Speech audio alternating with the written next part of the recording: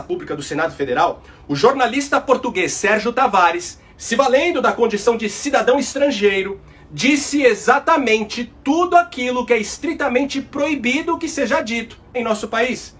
E que se fosse proferido por qualquer brasileiro, este ficaria com sua vida completamente devassada pelo regime. Sobre as eleições, obviamente que houve, com todas as letras, fraude eleitoral no Brasil. E houve fraude em diferentes frentes. Houve fraude nas urnas, porque em 2019 a Globo, volto a repetir, noticiou que hackers numa convenção em Las Vegas, em poucos minutos, hackearam urnas do modelo brasileiro, em poucos minutos, portanto não são confiáveis. E em segundo lugar, há relatos de imensos estados, imensas localidades no Brasil, onde Bolsonaro teve imensos votos, mas no final deu 0. Fernando Serimedo provou, eu tenho esse relatório comigo em Portugal, com todos os dados, não em todas as urnas, mas nas urnas anteriores a 2020. É um plano muito requintado, não é para em todas, para não dar nas vistas. Mas a maior fraude está descoberta agora, e essa sim, porque, não, as urnas não são confiáveis, só o Bangladesh e o Butão é que usam isso, mas são confiáveis. Ok, vamos assumir que as urnas são confiáveis. Então e o jogo sujo feito nas redes sociais e na imprensa?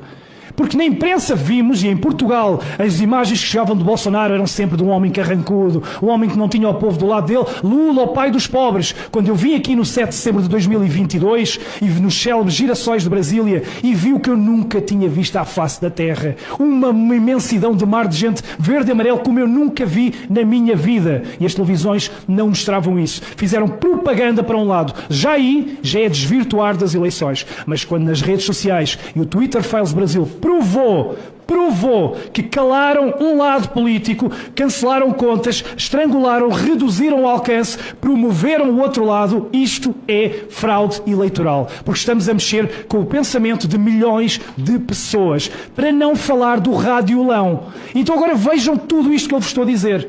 Urnas não são confiáveis. Fraude nas redes sociais. Imprensa tendenciosa. Radiolão, querem mais o quê? Estas eleições num país democrático e justo já tinham sido repetidas há muito, muito tempo. Conforme publicado com exclusividade pela Gazeta do Povo, o ministro-chefe da Advocacia Geral da União, Jorge Messias, indicou ao ministro Alexandre de Moraes que o órgão estuda pedir à Justiça a suspensão das atividades da rede social X ou até mesmo a dissolução da empresa no Brasil, caso se comprove que ela prejudicou investigações que tramitam no STF e no TSE. Tal possibilidade foi comunicada nesta terça-feira em um pedido sigiloso que Messias fez a Moraes, para que ele compartilhe com a AGU provas coletadas na investigação aberta há 2 semanas contra o dono do X, Elon Musk, por suposta obstrução de justiça. A petição de 10 páginas foi obtida com exclusividade pela Gazeta do Povo. Caso você já tenha feito sua assinatura, você poderá ler a matéria completa sobre esta manobra do AGU do Lula. Bom, mas aí você me pergunta, o que isso tem a ver com as falas do jornalista português? Tem tudo a ver. Analisa comigo. Na petição, o Messias pede a abertura de nova investigação para apurar suposto vazamento de informações sigilosas dos inquéritos conduzidos pelo ministro, que teriam sido divulgadas no Twitter Files. Ele diz que além da responsabilização criminal de envolvidos no vazamento, a própria empresa que representa a Rede X no Brasil pode ser punida com base na lei anticorrupção, que responsabiliza companhias que praticam atos contra a administração pública. Na visão da AGU, a X Brasil, sediada em São Paulo, poderia ser enquadrada no ato lesivo de, abre aspas, dificultar a atividade de investigação ou fiscalização de órgãos, entidades ou agentes públicos ou intervir em sua atuação. Fecha aspas. A pena prevista para esse tipo de ilicitude é uma multa com valor correspondente a 20% do faturamento da empresa. E dependendo da gravidade, além da multa, a empresa pode ter suas atividades interditadas e até mesmo a dissolução compulsória da pessoa jurídica. E é exatamente isso que Jorge Messias pede ao STF. Segundo a lei anticorrupção, a dissolução compulsória, que é a extinção completa da empresa no país, ocorre quando fica comprovado que ela foi utilizada para facilitar ou promover a prática de atos ilícitos ou tenha sido constituída para ocultar ou dissimular interesses ilícitos ou a identidade dos beneficiários dos atos praticados.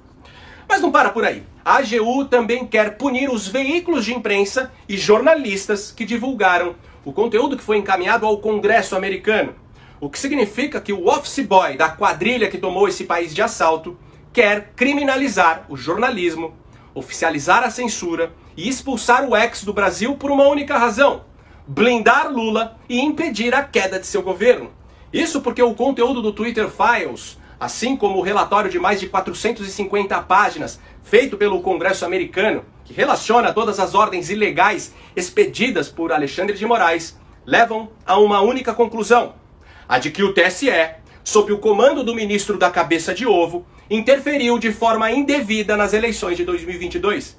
Ou seja, todo esse conjunto de documentos testificam o discurso do jornalista Sérgio Tavares na Comissão de Segurança Pública do Senado Federal. Sobre as eleições, obviamente que houve, com todas as letras, fraude eleitoral no Brasil. Em última instância, isto poderia levar à anulação da eleição presidencial e ainda à convocação de um novo pleito. É por isso que o Messias quer a qualquer custo criminalizar o ex, criminalizar o trabalho jornalístico do Twitter Files e criminalizar todo o conteúdo que Elon Musk enviou ao Congresso americano.